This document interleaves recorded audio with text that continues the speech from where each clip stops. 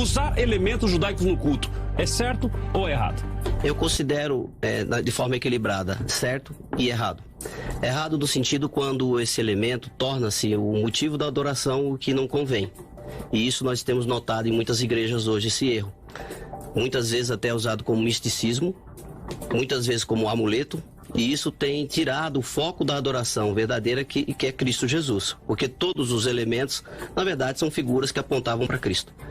É certo no sentido educativo, no sentido histórico, no sentido de apontar de onde vêm os nossos costumes. Porque se nós formos ver a ceia, a nossa ceia ceia instituída por Paulo, né, por Cristo, na sua despedida, mas a primeira ceia definitivamente com Paulo, nós vamos ver elementos judaicos o tempo todo. Agora, isso não muda o meu credo, isso não muda a minha adoração. São apenas elementos. Então, eu considero de maneira equilibrada, certo e errado. Na nossa comunidade, eu uso. Mas uso, como falei com a irmã quando ela me entrevistou, nos momentos adequados. Não no culto natural, porque não teria o menor sentido. Eu tiraria completamente o foco da adoração. Mas eu, particularmente, uso, não sou contra quando usado de maneira correta. Parece-me que nós vamos caminhar em alguns sentidos muito próximos, né? Eu do pastor Martuzael. Mas talvez eu tenha uma visão tanto mais radical para alguns, porque eu vou discutir isso mais à frente, mas baseado na progressividade da revelação, na inconsistência do judaísmo com a fé cristã, e nos princípios que norteiam o culto cristão, a prática de inserir elementos judaicos no culto não é apenas desnecessária em alguns momentos, mas também incorreta, ao meu ver, a partir desses princípios já delineados e que serão expostos e detalhados no decorrer da nossa conversa, do nosso bate-papo aqui. Pois bem, eu vou começar por aquele conceito bíblico que é a progressividade da revelação. O que isso significa? O Islã entende que o Alcorão foi revelado a Maomé de uma vez só, descendo milagrosamente do céu. Mas a Bíblia, obviamente, não foi escrita em um momento único, mas foi escrita ao longo dos milênios, à medida que Deus progressivamente revelava mais de si mesmo e da história da redenção. Obviamente, se a revelação é progressiva, as doutrinas contidas na palavra de Deus, na revelação, também são progressivas. A começar por assunto em pauta aqui, a adoração.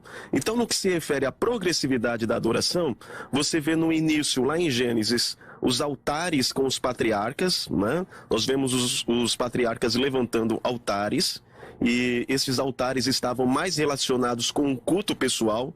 Mais à frente você vai ver o tabernáculo que foi instituído por Deus através de Moisés, e também os seus elementos, os elementos do tabernáculo, e isso vai da peregrinação até o reinado de Salomão. Depois, com Salomão, você tem o templo, e o templo vai até o exílio, depois a reconstrução, e vai até os tempos de Jesus, e é destruído no ano 70 pelo general Tito Romano. Com referência ao movimento cristão, que tem início ali com a igreja primitiva nos Atos dos Apóstolos, você vê eles se reunindo primeiramente no templo, depois nas sinagogas e depois indo para o lar, né? Então, até então eles tinham culto público no templo, eles começam a ser rechaçados pelos judeus, eles se abrigam mais nas sinagogas. No finalzinho desse período, você tem os judeus das sinagogas em sua liturgia inserindo uma maldição contra os cristãos. Então os cristãos ficam ali restritos e limitados ao culto no lar. Com relação a este culto no lar, vale a pena expor um trecho do estudioso Larry Hurtado em seu livro As Origens da Adoração Cristã. Ele diz: além de não possuírem templo, se referindo aos cristãos, de não possuírem templo algum, de não cultuarem imagens aqui tem a ver não necessariamente com imagens de Deus, mas símbolos, né? Símbolos. Os cristãos primitivos não ofereciam sacrifícios a seu Deus, e nisso também pareceu aos seus vizinhos pagãos que eles formavam um grupo religioso estranho.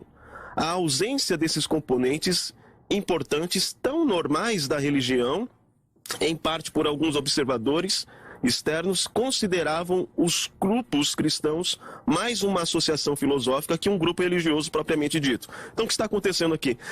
Pelo fato do culto primitivo ser tão simples, ausente de nenhum símbolo, os pagãos, os gregos, os romanos olhavam para aquilo e achavam que o cristianismo era, na verdade, um grupo filosófico, em que as pessoas se reuniam para discutir ideias.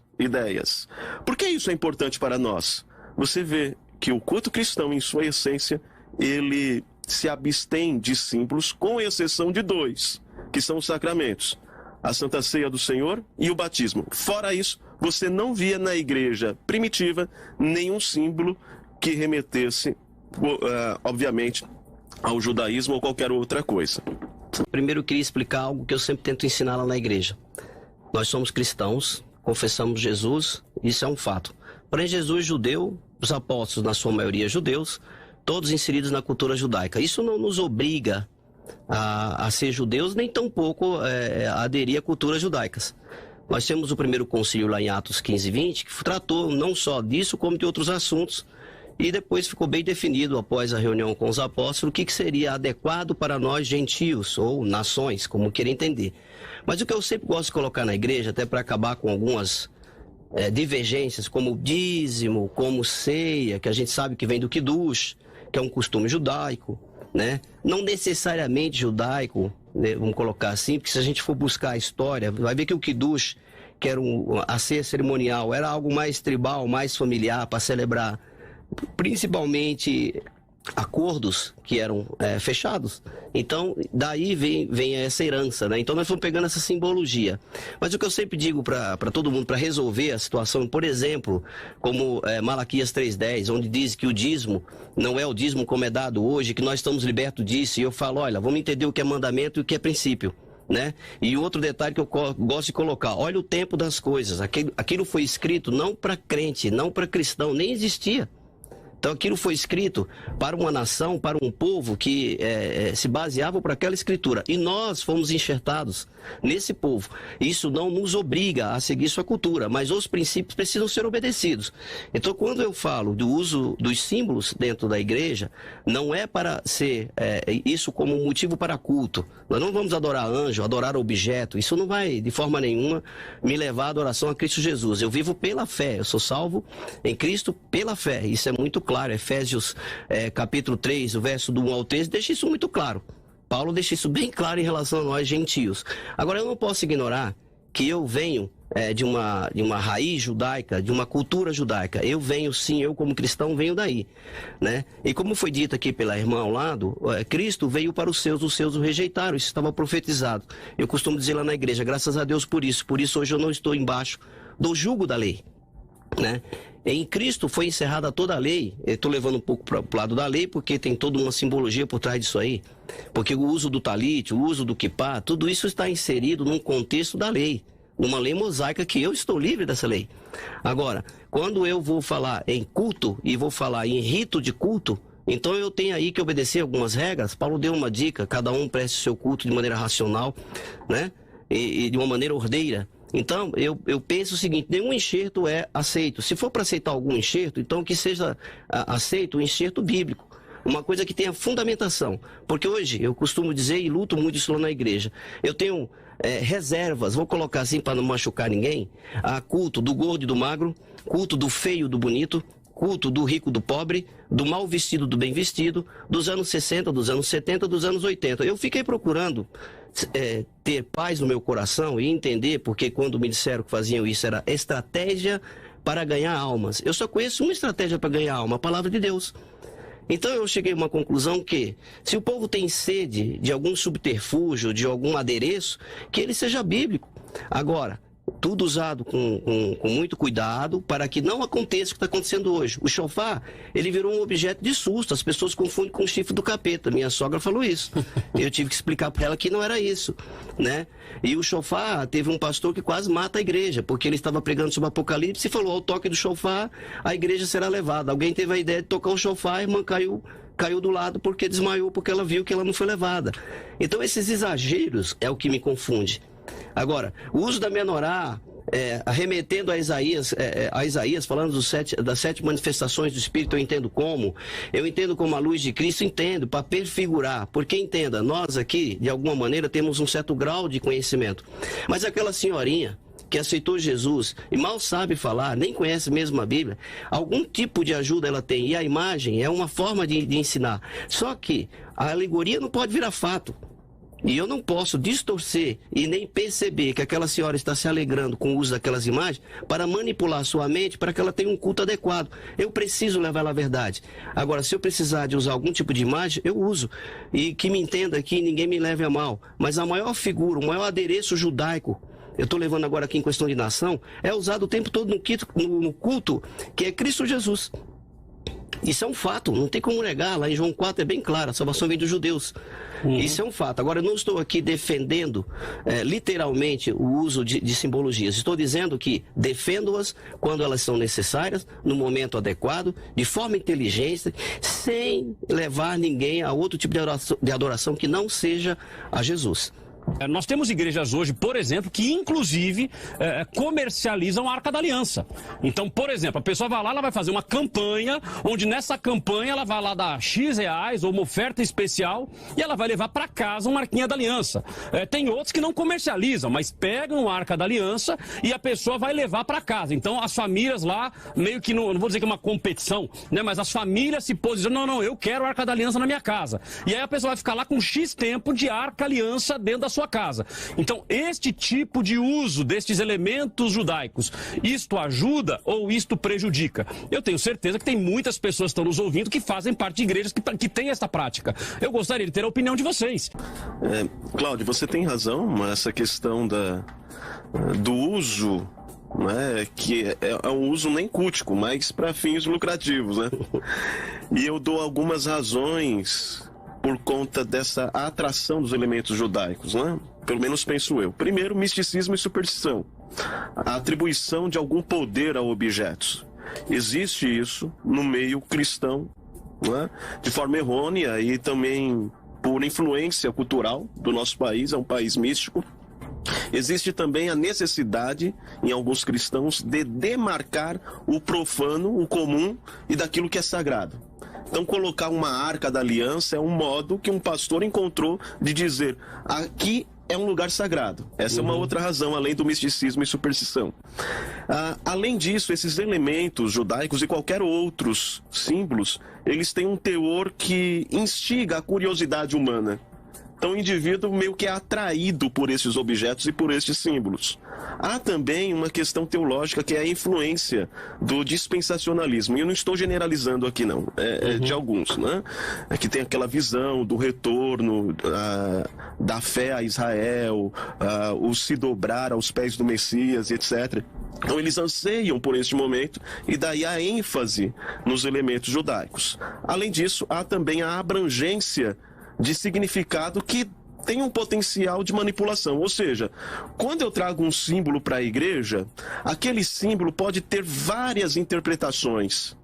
E eu posso escolher uma interpretação a fim de manipular o indivíduo. Então você percebe que em algumas igrejas há várias campanhas que estão sempre relacionadas a algum elemento lúdico do Antigo Testamento. Né? Vamos fazer aqui a meia consagrada, porque onde você pisar com a planta do seu pé, você vai prosperar, né? A questão da Arca da Aliança, né? Então, estes símbolos têm este potencial, né, de manipulação. E há também um interesse comercial. Se você for na famosa Rua dos Crentes, lá na Conde Sarzedas, né, você vai ver lojas especializadas em objetos judaicos, que são levados para o culto. Então as razões são muitas. Não é, obviamente, eu quero deixar claro aqui, pelo que eu percebi, a razão pelo qual o pastor Martuzael usa. Né? Eu entendi aí que é uma questão da herança judaica e um motivo pedagógico, que eu tambem discordo, mas eu entendo e estou fazendo uma distinção entre estes mais graves que eu citei. Então vamos ouvir o pastor Martuzael, já que o reverendo Marcos discorda, né? E aí eu até já faço uma pergunta nessa tônica, inclusive. Por mais que seja, então, uma herança. Olha, tá bom, é só pra gente que saber a nossa raiz, saber de onde é. E aí vai entrar a estrela de Davi, né? Vai entrar a menorá, vai entrar o castiçal e assim por diante. Isso não pode levar o crente, porque você não vai todo domingo ensinar, olha, isso é apenas um símbolo, mas ele está lá, ele faz parte da liturgia do culto. Isso não pode levar o crente a idolatrar essa imagem? Eu coloco da seguinte maneira, Hebreus 13 deixa bem claro que cada pastor vai prestar conta da sua alma e das almas que lhe foi confiada, né? Aí daquele que faz um dos pequenos tropeçar. Eu penso dessa maneira, falando em particular por mim, não falar pelos outros pastores, porque eu tenho uma regra na igreja que eu digo o seguinte: eu não aceito que fale de igrejas nem de pastores, porque eu não congrego lá. Então, talvez o que você ouviu ou está dizendo possa não ser a verdade. Então, só posso falar de onde congrego. Falando de onde congrego e onde Deus me deu o privilégio de ser pastor, eu tento mostrar para eles o tempo todo que esses são símbolos que nós usamos apenas para, como o reverendo bem colocou, de forma lúdica ou de forma para aprendizar, para enriquecer o aprendizado. Por quê? Porque essas pessoas vêm de fora cheio de outros misticismos. Galinho de arruda, sal grosso. Eu já vi crente, e tem uma irmã que eu fico dizendo para ela, para com esse negócio de Falei, você sabe o que é isso? Você não sabe, né? Você vem com essas cargas aí. Ai, pastor, o senhor é muito santo, isso. Não sou santo, eu me preocupo com a tua alma, é diferente. Até porque eu tenho medo de quando eu for prestar conta. Eu falo por mim, não falo pelos outros, né? Então, eu coloco dessa maneira, o uso constante dessa simbologia no culto, isso não agrada, isso não é correto e eu não gosto disso. Dentro do que o reverendo falou, a gente sabe muito bem o que acontece lá fora, e para que não fuja do raciocínio que eu coloquei, ouço dizer, vejo alguém dizer ou falar que algumas pessoas usam esses objetos com outro sentido, né? E eles irão prestar conta. E, inclusive, chegando ao ponto que nós chegamos aqui, muitas vezes invalidando aquilo que já está na palavra, não como nossa obrigação de uso, mas como respeito, como uma lembrança de que fato foi usado, que o Eterno assim o quis, que os apóstolos assim o fizeram, mas também não obrigaram os gentios que foram enxertados a usar. Todos viviam na liberdade em Cristo Jesus. Uma coisa não anula a outra, porque eu vejo assim, um judaizante é um judeu convertido. Ele vem e quer nos obrigar a ter os seus costumes, os seus ritos. Um prosélito já é uma coisa mais maldita, e é o que eu considero que acontece hoje em dia, de uma certa forma dentro da igreja. E aí as pessoas tentam criar, como foi bem dito aqui, misticismos. E é aí que eu entro na contramão. Eu sou completamente contra qualquer tipo de objeto quando o sentido é esse. Agora, a constância em ensinar para que a pessoa não se desvie, perca o foco de Cristo para ficar olhando para o objeto, né? Porque a criatura não é maior que o Criador, então não tem sentido eu ficar agora pegando aquilo que foi criado e querer elevar acima de Cristo.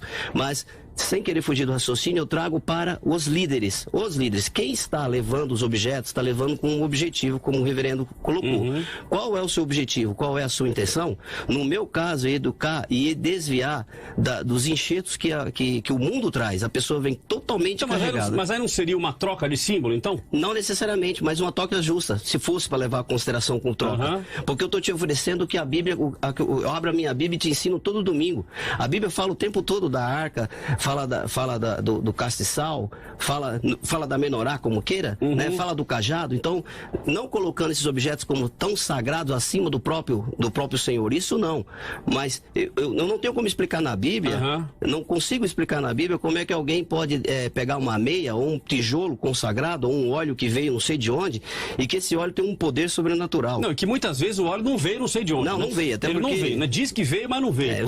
O senhor me permita, eu vi uma campanha aí de uma certa igreja dizendo que estava vendendo uma água que veio do Nilo. E eu fiquei imaginando o tamanho do avião que trouxe essa água. Eu também. Porque é muita água. O meu pensamento foi exatamente o mesmo. Não é possível. É aí que eu pego. É aí que eu pego. Mas de repente fizeram um duto de lá para cá. Não sei. E tá jorrando aqui. Mas vamos lá, reverendo Marcos. Em cima da colocação feita pelo pastor Martusael, se é para substituirmos por símbolos, então, olha, a pessoa veio com uma carga de símbolos, estou usando obviamente a referência dele, a pessoa vem com uma carga de símbolos. Isso é inegável, né? A gente vive numa cultura mística, como foi comentado pelo senhor, e a pessoa vem com uma carga de símbolos. Bom, mas se é para trocar por algum símbolo, por que não trocar simplesmente pela cruz? Porque a cruz, ela está consagrada, né? Ela é o símbolo do cristianismo, onde Jesus morreu na cruz, a cruz vazia, porque ele já ressuscitou. Será que nós precisamos da arca, da menorá ou de qualquer outro objeto? Veja, o principal argumento do pastor é o uso pedagógico dos símbolos. Eu entendo e eu acho que ele é bem intencionado com isso e não questiono as suas motivações, ok? Mas eu acho que quando ele faz isso, ele deixa de ensinar, né, algo muito importante nas Sagradas Escrituras, que é justamente essa progressividade da revelação que altera a questão dos símbolos, né? Então veja, eu vou citar aqui uma seção do Evangelho de João, que vai do capítulo 2 a 4, você vê ali que João, ele inicia o Evangelho, não por ordem necessariamente cronológica dos fatos, mas teológica, e o que ele quer mostrar é a superioridade da nova aliança em relação à antiga. Então ele se utiliza de elementos judaicos e mostra a superioridade da nova aliança. Então lá no capítulo 2, do versículo 1 ao 11, você tem as bodas em Caná da Galileia. Jesus ali transforma a água em vinho, mas é importante você notar que ele se utiliza de 7 talhas que eram usadas na purificação. E ele transforma a água em vinho, mostrando que nós estamos agora na nova aliança, e a nova aliança é superior. Enquanto a antiga tinha água, a nova tem vinho, que é uma coisa boa. Daí surge outro debate, né, sobre bebida alcoólica, etc. Logo em seguida, você tem a purificação do templo. Os judeus perguntam: com que autoridade você faz isso? Expulsa os cambistas e etc. Jesus, ele vai dizer: destruam este templo e em 3 dias eu o reconstruirei. O que Jesus está dizendo ali? Ele se referia a si mesmo. É como se ele dissesse: o templo é um local de encontro entre um Deus santo e um povo pecador, e este encontro é possível por conta de um sacrifício. Mas eu sou esse ponto de encontro. Eu sou o templo.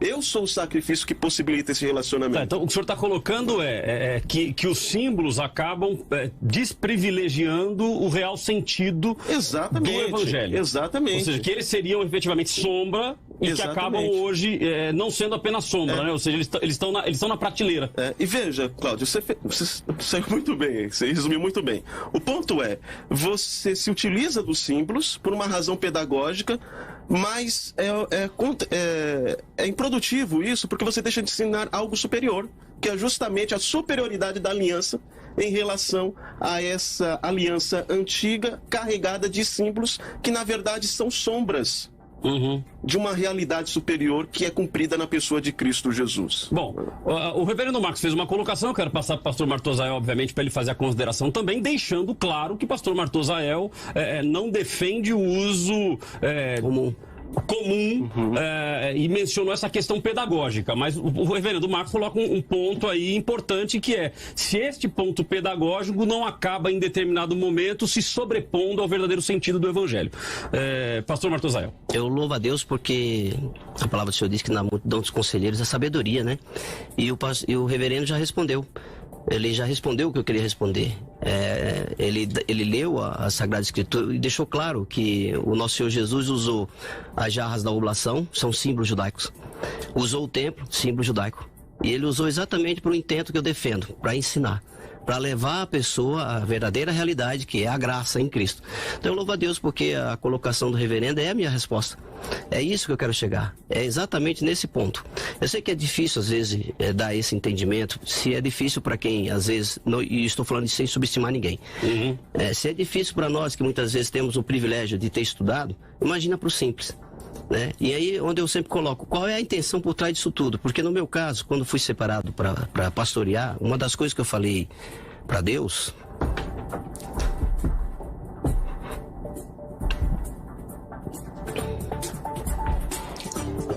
Amém. Para quem está só ouvindo, e viu aí que a voz do pastor Martosael sumiu, ele se emocionou, no momento em que ele foi falar de algo, de um particular dele com Deus, ele se emocionou e aí ele travou. Quem está vendo por vídeo viu a reação dele, mas quem está só no áudio acabou não ouvindo. Pois não, pastor? É que eu não queria ser mais um falso. Amém. Amém. Então, se a gente vê o coração do pastor, que é um coração efetivamente dedicado à obra, Então, ou seja, se emocionou, diz: não quero ser mais um desses falsos. E infelizmente a gente sabe que tem muita gente pregando uma doutrina que não é bíblica, pregando um evangelho que não é bíblico. O tema ele é bem claro: elementos judaicos no culto. No culto, entendeu? Nós estamos falando do interesse de algumas pessoas em inserir objetos da cultura judaica com função litúrgica. Né? Então veja, eu não sou contra você num estudo bíblico levar uma menorá ou até mesmo uma réplica da Arca da Aliança e ensinar pessoas. Olha, era assim, era assado, isso representa tal. Não sou contra. Entendeu? Eu acho que essa função pedagógica ela é cabível. Mas o que nós estamos discutindo é a necessidade, e não só a necessidade, mas o erro de se levar essas práticas para o culto e fazer com que o povo entenda que elas são essenciais para se oferecer um culto a Deus. Esse é o grande erro. É dar um destino litúrgico a esses elementos judaicos. Aí eles já perderam a função pedagógica. Se tornaram elementos, para uma pessoa simples, essenciais para a adoração. E aí é um erro gravíssimo. Olha, eu já vi, inclusive, isso foi disponibilizado em mídia, ou seja, em televisão, em canais de televisão, pastores colocando kippá, colocando a túnica, se vestindo efetivamente de judeu, mitra e assim por diante. O senhor concorda com isso, pastor Martozão? Não, isso para mim é carnaval, entendeu? Eu dou aula. E como o reverendo falou, na aula eu gosto de usar a arca não, porque há uma proibição de fazer a réplica e eu gosto de obedecer a palavra de Deus. Mas eu posso fazer uso de imagem. Então, a menorá, sim, o cajado às vezes, a mesa usar, enfim, nessas horas. Mas é para trazer o ensinamento. Para o ensinamento, no culto jamais. Ok, mas não tem gente que vende, inclusive, a mesa usar? Vende, mas aí que tá, é aquilo que eu falo, eu oriento, vamos orar, porque tá cego. Agora, pior é quem segue cego. Né? E aí, é aquela história, se nós não nos colocarmos, eu falei isso com um pastor amigo meu, e posso falar com a liberdade que ele me dá, que é o pastor Ed da CEUP, que se nós não nos colocarmos nessa brecha, o que será do evangelho? Porque daqui a pouco nós vamos viver só de misticismo. Né? Desculpa o que eu vou dizer e não me leve a mal, mas o que a gente mais tem hoje nos cultos é bruxaria evangélica, desculpa, se é que cabe essa palavra. Mas é um tal de passe, é sopro, é vento, é chacoalhão, e entre outras coisas. E é disso que eu gosto de combater. E aí você mal vê a pessoa falar em Cristo, ela fala só nela, é o meu sangue, é o meu toque, foi o meu sopro, foi isso, foi aquilo. Cadê Jesus? Então, eu até falo, não cabe mais reforma, então que cabe uma restauração. Vou voltar aos rudimentos da fé, porque tem alguma coisa com defeito aí. Né? Então, volto a dizer, eu sei que muitas vezes pode ser mal compreendido, mas as pessoas chegam nas igrejas cheias de cargas, cheias de mandingas, de simbologias. Eu quero trazer ela para o evangelho puro. Então, se necessário for, eu vou voltar aos rudimentos, mas levando sempre para uma coisa, para a cruz, como foi dito aqui. Se tem um símbolo que poderia ser usado, seria a cruz. Eu só não gosto da forma física, porque eu jamais usaria a arma que matou meu filho. Então eu vejo a cruz sim no sentido do valor da cruz como a minha salvação, mas a figura da cruz não me traz boa lembrança. Então eu gosto de mostrar a cruz, o valor da cruz, não a cruz como objeto, né? Aí talvez você vai dizer, mas não cai no mesmo sentido dos símbolos judaicos? Nós estamos falando aqui, como o reverendo foi muito bom, agradeço a Deus. O reverendo é uma bênção, tá? Amém. Eu quero debater mais vezes com ele, porque ele vai deixando as deixas, né? Tá fácil, né? E ele deixou bem claro aqui, nós estamos tratando apenas de símbolos usados em culto. O único símbolo que tem que ser usado em culto, ou os únicos símbolos, é louvor, adoração, joelho dobrado, oração e lágrima, que sumiu da igreja. Porque você não pode mais chorar, porque você é um homem maduro, adulto, você não pode mais se derramar diante do Senhor. Mas se eu passar o que passa sobre sua cabeça, se eu passar o talite, tocar nas franjas do talite em você se derrama, parece que você teve um choque espiritual, algo do outro mundo. E cadê Jesus nessa coisa? Então é sempre nesse ponto aí que eu... Bom, deixa... Você tem um exemplo bíblico do que você acabou de dizer, Cláudio. Nós lembramos da serpente de bronze no deserto, e com o passar do tempo se tornou um símbolo de idolatria que teve a necessidade de ser destruída, né? Então você percebe que desde os primórdios o indivíduo ele tem a inclinação pecaminosa de usar aquilo que é externo e simbólico e atribuir algum poder, dando espaço, portanto, à idolatria.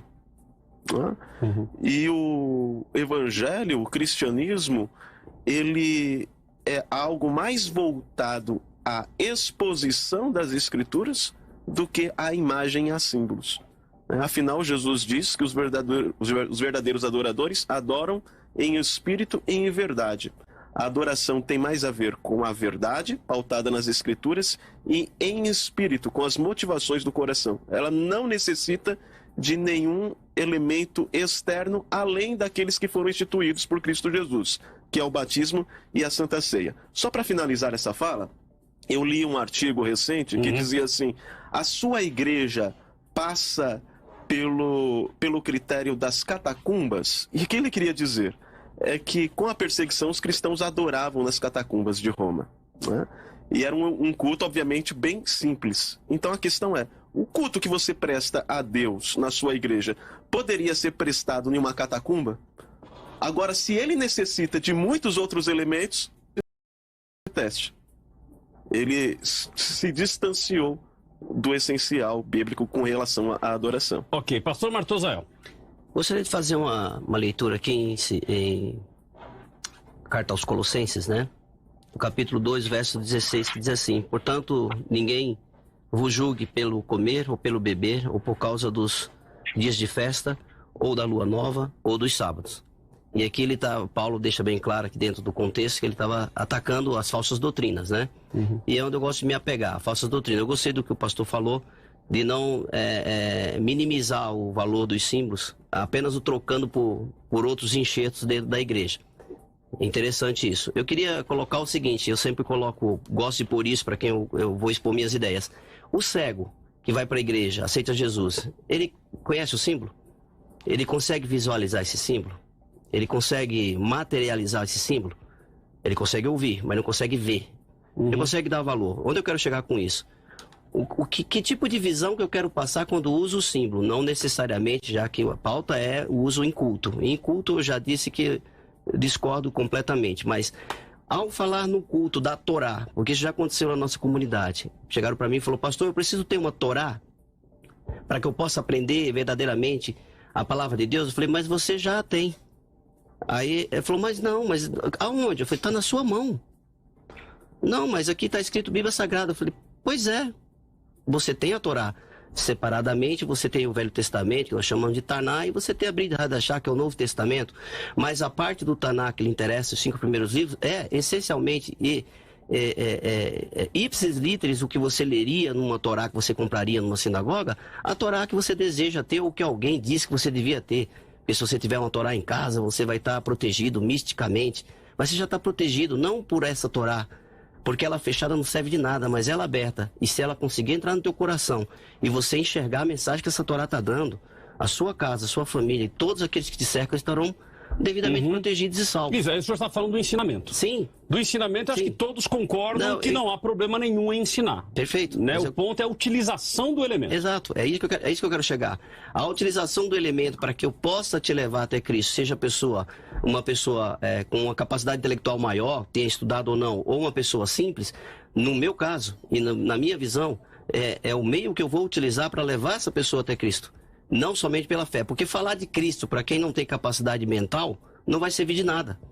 Agora, a pessoa que ela tem um determinado nível intelectual e eu consiga, através daquilo que é sagrado, levar essa figura, porque para que eu possa levar Jesus para alguém de forma cultural, eu preciso começar a história lá atrás. Não adianta eu falar de Jesus só depois da cruz, ela não vai entender quem é esse Messias prometido, onde ele foi prometido. Eu vou ter que me remeter ao passado.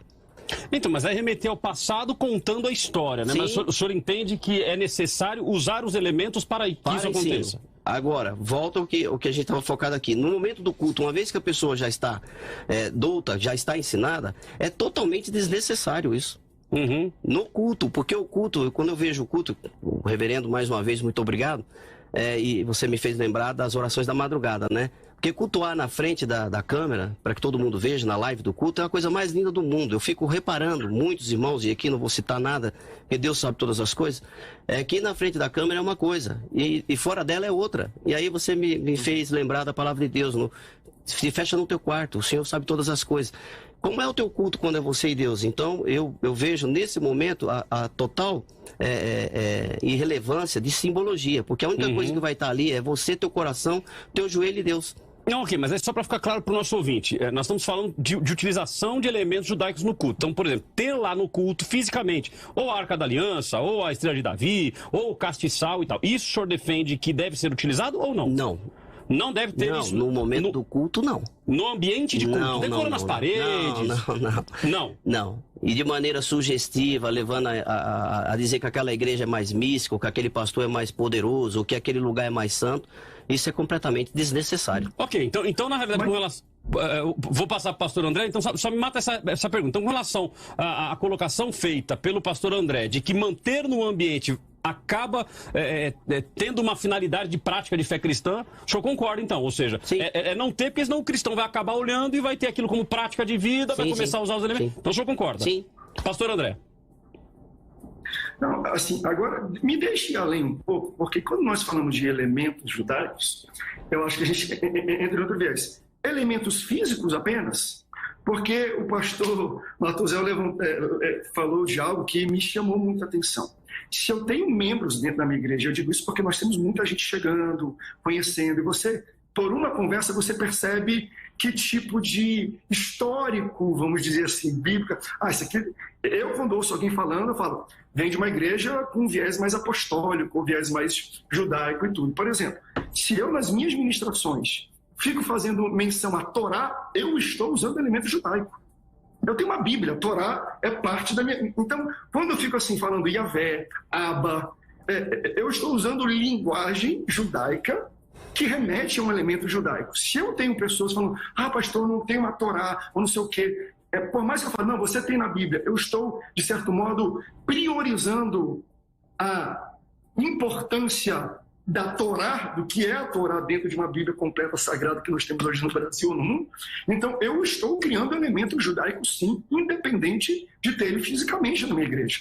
Então, elementos judaicos são criações também conceituais quando a gente começa a falar, vamos lá, Yavé, ou usar uma linguagem judaica. Eu não tenho, novamente, nada contra, mas eu estou no Brasil, gente.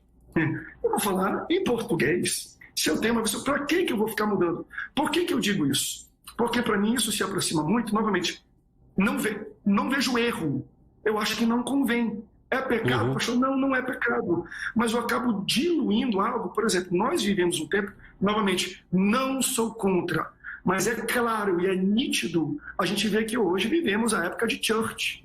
Já passamos pela época de comunidade e tudo. O que é church? Verdade. É igreja em inglês. É verdade. E aí não é mais pastor, o reverendo é líder sênior. É uma imitação de enlatado americano. Me perdoe, sei que a Bíblia tem um contexto judaico cultural, e a gente tem que separar contexto cultural de povo de contexto religioso, desculpe, mas são duas coisas completamente diferentes, embora dentro de um contexto judaico elas estavam muito próximas. Jesus era judeu, Jesus estava no contexto judaico de povo, de religião também, mas hoje o que nós temos de simbolismo em prática que entendemos são mandamentos que ele falava, fazer isto. Então, Jesus não usava o que o pai falava, fazer isso. Não. Mas na série falava, fazer isso. Então, aquilo que Jesus demanda a sua igreja fazer, a gente faz. Mas Jesus usava, tudo bem, mas ele nunca mandou ninguém usar. Então, calma aí. Né? Então, aquilo que hoje nós temos como, vamos dizer, esses sacramentos, ou mandamentos, a gente entende que Jesus falou e deixou muito claro que fizéssemos isso. Mas elemento judaico, aqui eu trago para o debate, não é só eu ter uma Arca da Aliança no púlpito da igreja, não. Eu me remeter linguisticamente a questões judaicas que vai ficar, então não é mais Deus, é Abba, não é mais Jesus, é Yeshua, calma aí. E aí, isso, por exemplo, as músicas estão cheias disso. É errado eu cantar Yeshua, não. Mas para você ver como isso começa a entrar na cultura da música, na cultura do púlpito das pessoas, e isso vai remeter, sim, as pessoas a, para mim, situações que não convêm. Bom, deixa eu trazer aqui então para o pastor Matuzel e também para o reverendo Marcos, mas acho que a colocação feita pelo pastor André é bem precisa e é verdade. Eu vejo pessoas hoje que mandam mensagens e não escrevem mais Deus, escrevem dus. Coloca lá, D, um apóstrofe, dus. O eterno é mais bonito. Ou o eterno. Não tem nada de errado. Mas você já vê que é uma coisa... ok, é bonito, nós podemos chamar Deus de eterno, é Deus. Não, ok, mas é isso, se torna uma coisa tão mística, não posso falar Deus, tem que falar dus. A gente não está exacerbando nesse misticismo, e aí o pastor André fez uma colocação para mim, cirúrgica, de que a gente acaba ficando muitas vezes no símbolo, mas na realidade esse símbolo ele também é na palavra, no trato. Exato. Os elementos culturais, eles não são... Os elementos culturais, eles não dizem respeito a apenas os símbolos, né? Aquilo que é exterior. Tem elementos conceituais que sustentam uma cultura. E, de fato, o pastor André está correto em sua afirmação, né? Você vê que parece que algumas pessoas têm uma inclinação afetiva à cultura judaica por questões pessoais e trazem isso para a igreja. Né? Veja, eu acho que você lidar com essas questões culturais judaicas tem o seu valor desde que você esteja num campo judaico. Isso se refere à contextualização do evangelho. Então, quando você vai evangelizar uma cultura, você descobre quais são os elementos culturais, não só exteriores, mas os seus princípios e etc. Né? Então, aí você contextualiza o evangelho a essa cultura. Então, num contexto de judeus, você considerar a linguagem, os costumes, a fim de pregar o evangelho, ok. Mas trazer a cultura judaica, a fim de definir a cultura cristã, aí é um erro. É um erro. E não é um erro não somente teológico, mas sociológico, né? É você dizer que a cultura judaica ela é superior à nossa cultura ocidental e por isso ela deve ser implantada, né? E aí, é só um adendo. Eu estava lendo um livro, depois eu vou mostrar para os irmãos, para os ouvintes, né? A respeito de cultura judaica. E o autor dizia assim, a cultura judaica ela é muito diversa. Então, alguns elementos que você pode inserir no culto, ele não tem sustento bíblico. Por exemplo, o kippar e o talid, ele surge no período medieval. No período medieval, né? E os judeus, por estarem em diversos países, não têm muita noção do que é a própria cultura deles, né? Então o autor, ele cita, por exemplo, que certa vez um judeu, uma família de judeus, né, o convidou a jantar com eles e disse assim, olha, experimenta essa comida judaica. Mas não era uma comida judaica, era uma comida originária da Bielorrússia, mas como o judeu estava há muito tempo lá, achava que era da cultura dele. E foi apresentada a Nova York como sendo uma comida judaica, que não era. Né? Então, veja, nós estamos falando nem de princípios bíblicos, mas de cultura judaica que foi adicionada com o decorrer do tempo, né, que não é deles também, né, e sendo imposta à igreja. Né? Pastor Martuzael. Vou fazer só uma leitura aqui. Eu louvo a Deus, eu estou aprendendo bastante aqui, tá? É por isso que eu gosto de dizer para os irmãos lá na igreja, há pastores que não gostam de liberar as ovelhas para ir em outros cultos por medo de perder a ovelha, né? E aí eu fico interessado porque a ovelha nem dele é, né? Mas eu falo para eles, vá para outras igrejas, ouça outras ideias, outros cultos, né? Desde que a igreja que você vá seja cristocêntrica, né? Por favor. E eu estava querendo aqui só dividir com os irmãos 1 Coríntios capítulo 9, o verso 20 ao 22, que diz assim, Paulo diz, né? E fiz-me judeu para os judeus para ganhar os judeus, para os que estão debaixo da lei, como se estivesse debaixo da lei, para ganhar os que estão debaixo da lei. Para os que estão sem lei, como se estivesse sem lei, não estando sem lei para com Deus, mas debaixo da lei de Cristo, para ganhar os que estão sem lei. Fiz-me como fraco para os fracos, para ganhar os fracos. Fiz-me de tudo para todos, para por todos os meios chegar e salvar alguns. E para que eu não perca a minha linha de raciocínio, eu sempre coloco dessa maneira, voltando ao foco, né? Em se tratando de culto, sem simbologias, o único símbolo é Cristo. E a palavra de Deus. Isso é algo que eu não abro mão, mas o pastor falou bem aí. Nós temos hoje uma chuva de louvores que eu não vou nem me ater à letra no sentido de desviar o crente da adoração. Mas há palavras, a etimologia que é usada no próprio louvor, que eu demoro a entender.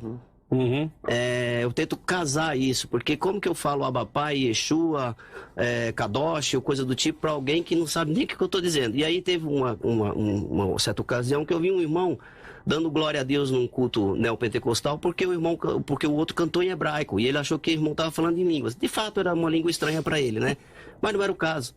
né? Então isso para mim é meio que idiotizar. Mas o que eu quero dizer é, eu preciso me assemelhar para ensinar e alcançar aqueles que eu quero. Por exemplo, se eu for ministrar Cristo Jesus para um judeu, com certeza, se eu falar de Cristo, ele vai lembrar de Roma, vai lembrar do ódio e não vai deixar eu falar. Então, pastor, mas eu acho que aí isso está corretíssimo e a tua fala vem de encontro ao que foi acabado de colocar pelo reverendo Marcos. Você vai evangelizar o judeu, você Sim. fala a língua do judeu. Sim. O problema que a gente percebe hoje é que as pessoas estão falando na linguagem do judeu para um povo que não tem nada a ver com o judaísmo. Isso. Acho que esse é o problema que a gente está enxergando. E é aí que eu quero concluir. Então, é esse ponto. Eu creio que o ensino para que a pessoa se prepare para o ID e de fato pregar o evangelho, seja para um judeu ou não judeu, assim como o Paulo deixa bem retratado aqui. Agora, querer comparar um irmão recém-evangelizado ou discipulado a Paulo já é muito, né? Se não for o Espírito Santo ajudando aí. Nesse ponto, eu creio que tudo é válido, inclusive a utilização de símbolos, né? Agora, falar de judaísmo, usar simbologia para aquela irmã simples que está congregando lá na comunidade, que mal sabe falar Jesus, isso não, né? Isso para mim é manipulação. Ok, eu vou passar a palavra então para o pastor André Câmara. O pastor André participa conosco nesse bloco. Então, pastor, o senhor tem aí 2 minutos para fazer o seu fechamento, a sua conclusão, inclusive dar os dados de contato, o endereço aí da sua igreja. Fique à vontade. Tá certo. Primeiro, parabéns a todos os debatedores, pastor Marcos Zé, pastor Marcos. Também estou aprendendo muito, Simone, Cláudio, alegria. Só para finalizar, eu entendo que temos que ter sempre moderação em tudo que nós vamos fazer. E entender o seguinte, muito do que nós temos como práticas, seja simbólicas ou litúrgicas, que apontam para o judaísmo, a gente encontra em Levíticos. Primeiro que existe o contexto, né? A gente pensa muito situações litúrgicas e esquece o restante. Então, quer fazer as festas, quer participar, ok. Circuncisão. Bora, é isso aí. Segundo ponto. Eu, quando recebo, eu moro no condomínio. Eu dou uma olhada que quando chega uma carta na minha casa, um boleto para pagar, eu dou uma olhada se tem o meu nome, porque eu não quero pagar o boleto do vizinho. Então nós temos que ter muito cuidado. As cartas que estão na Bíblia são para a gente ou é para o povo judeu antigo? Porque a gente está querendo pegar, às vezes, os boletos dele e querer pagar. A gente tem que entender para quem foi escrito e qual contexto a gente tem que entender foi escrito aquilo antes da gente querer aplicar. Então, acho que isso acontece muito também. A gente pega, mas está na Bíblia. Não, calma aí, está na Bíblia. Mas para quem ele escreveu isso? Para que povo, para que cultura? E você faz parte desse povo, dessa cultura? Não faz? Então, não pegue um boleto para pagar que não é seu. Então, acho que a gente também passa muito isso. Não é, está na Bíblia. Não, eu não faço porque está na Bíblia, não. Para quem a Bíblia está endereçando essa carta, esse mandamento, esse ensino e essa liturgia? Se ela não endereça para mim, então eu tomo isso como aprendizado e conhecimento, mas não como prática na minha vida. Quero já mandar um abraço para todos vocês. Quem quiser conhecer um pouco mais da nossa igreja em São José dos Campos, é só acessar o site muito simples, assembleiadedeus.online. Entre www.assembleiadedeus.online e você tem contato a tudo. Querido amigo, pastor Cláudio, Deus te abençoe. Obrigado por essa oportunidade. Satisfação, pastor André. Muito obrigado pela sua participação conosco. Certamente vai participar de outros debates, né? Se o senhor puder, vai ser muito bom nós caminharmos juntos. É uma alegria. Então, neste momento, nós citamos as palavras citadas na internet e vocês vão dizer se enxergam conexão, se não enxergam e assim por diante. Ok? Vamos ao momento hashtag de hoje. Momento hashtag no debate da vida. Então vamos lá, a primeira palavra citada pelos internautas relacionados ao tema é chofar. Começa então pelo reverendo Marcos. A conexão? O chofar ele não tem nenhuma relevância no culto cristão, né? Uma relevância cultural. É interessante você descrever o que é o chofar e etc. Caso você esteja ensinando um texto bíblico que fale a respeito, mas não tem nenhuma aplicação na liturgia do culto cristão. E pastor Martusael? Nós temos o livro de Apocalipse falando de trombeta, né? E logo quando eu era criança, quando eu ouvi falar trombeta, eu pensei que era a corneta do exército, né? Uhum. E depois, claro, fui crescendo, fui deixando de ser menino e aprendi que essa trombeta é o chofar. Daí, por causa disso, vou usar na igreja? Não, mas eu tenho que pelo menos dizer do que se trata aquilo lá. Porque quando estamos pregando ou ensinando, se ficar só na superfície, eu nunca vou conhecer o fundo da piscina, né? Uhum. Não sei nem onde é que sai a água quando esvazia a piscina. Maravilha. Segunda hashtag, Israel. Israel tem tudo a ver com o assunto, né, que nós estamos tratando aqui, né? Agora vejamos, nós como cristãos somos inseridos na família de Abraão pela fé. Nós somos o Israel de Deus. Ok, reverendo Martusael? O Israel para mim é só uma nação. é um local onde Deus escolheu para levantar um povo, né? Eu não creio na teologia da substituição, uma coisa particular, né? Creio que faço parte do Israel de Deus, mas não como sendo o Israel de Deus escolhido. Não me contrapondo ao reverendo, só deixando claro uma posição. Vejo como uma nação. Ok, terceira hashtag, Shabat.